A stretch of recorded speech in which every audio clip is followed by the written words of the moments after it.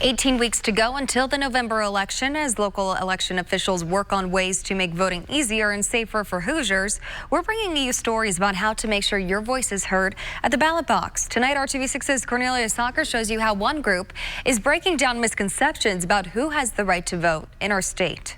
What do we want? Justice! When do we want it? Now! Protests for racial justice and police reform have been front and center over the last several weeks, calling for change.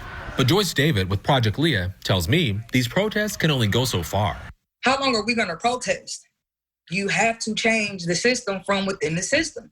And the way to change the system, Joyce says, is by voting. The people who really have the power to better our lives, to change the justice system, it's all in the power to vote. But people who have spent time in the justice system may not realize they still have the right to vote here in Indiana. I was incarcerated for 5.5 years. And during that time that no individual ever came in and said, hey, your voting rights can be reestablished, upon your release from prison. Through her work with Project Leah, Joyce wants to pass along, here in Indiana, you have the right to vote even if you've been locked up. The ACLU of Indiana is also fighting against low voter turnout with their Yes You Can Vote campaign, hoping to reach folks who have been incarcerated. For Joyce, seeing organizations and people talk about this issue brings her hope.